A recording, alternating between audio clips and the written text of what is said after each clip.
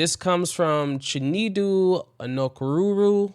Hopefully I'm saying that correct. If I'm not, I apologize. I am bad with pronunciations. But he says, thank you very much for this tutorial. I am a beginner and this is very helpful. I have been looking for a tutorial to help me with mixing a cappella, and this is very helpful. I am currently struggling with getting my bass vocal to a good level. Maybe you could give some tips. Thank you. Okay, up in front of me, I have a vocal beat that I created a while back for another video focusing on being able to record without instruments. Now, in this video, I talked about recording multiple different vocal parts. Now, the question is dealing with what do you do for as the bass vocal? Now, in this case, I don't have a bass vocal. I do have a bass guitar line, which could be my bass vocal. But let's listen to this bass guitar line and let's solo it. I'm just going to take off anything, any compression or any effects on it, and let's listen to it. Doom,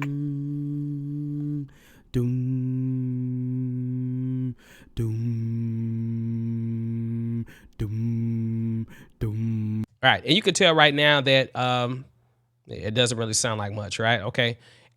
I recorded it. I'm not really a bass singer. I can get pretty low, but I can use like auto tune if I need to get lower, or I can use some other type of effect to get lower. But in this case, I'm cool with the way I sung it. It's just that I got to get more body, more umph, more lows, more bottom end out of it. So this is how I'm going to go about doing that. All right. I've recorded my track. It's cool. The first thing I'm going to probably do is boost this up. Now I can do it a few ways. I can go up and I can turn the gain up on it. All right, let's do it that way. Doom, doom. Oh, actually, I do have EQ on it. I changed my mind. I'm sorry. I do have EQ on the Pro channel. I forgot about that. Let's put that back at 0.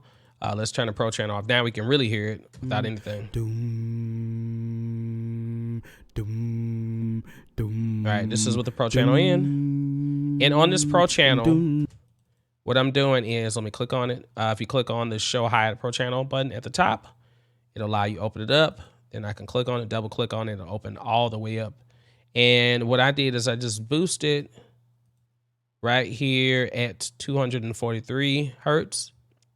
And I did some dipping in 505 hertz, which is normally the area where you get the muddiness at. And I can make that Q more tapered if I wanted to. Same thing with this. Now I can tell right now that my frequencies are all right here.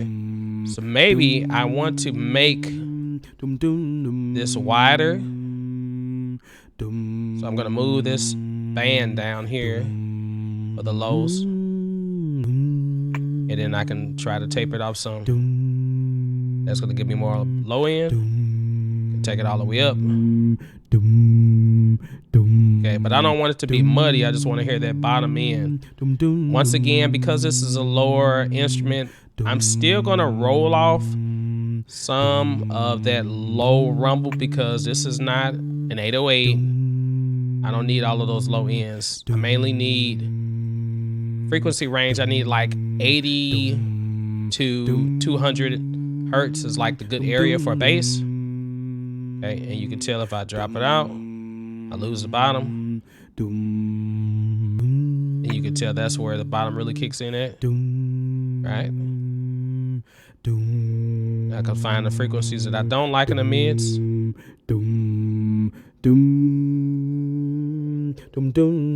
don't really like that frequency, which is like right around 460, 490. So that's exactly where I cut it off at. Maybe I want more highs.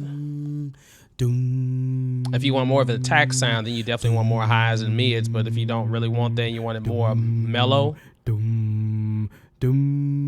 can do that. Just a cue on that.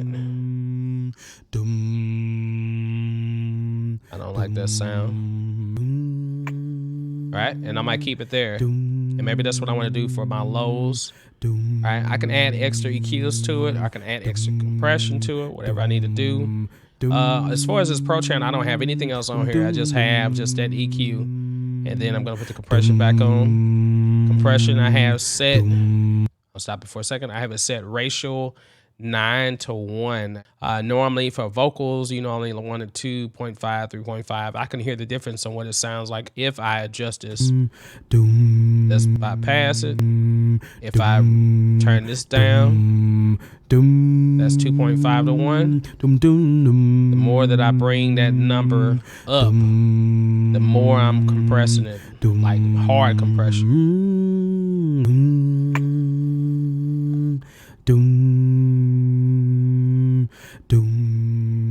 you can hear the difference when I use a knee, make it more smoother. When I use a hard knee, feels like it gave it more body and gave it more life. I can also just add another EQ period, or I can do something different. I can add another compressor, or I can add a transient shaper. There's a few different things that I can do to make this sound much better than what it is. Never knew how much I felt. Never knew how much I Of course, these vocals are not in time because I never did put them in time. If I wanted to edit this song, I'd probably go back and redo it. Like, never knew. How can I imagine life without you? Yeah. now if I put that lander back on there, that's what it sounds like. I don't like the lander right there.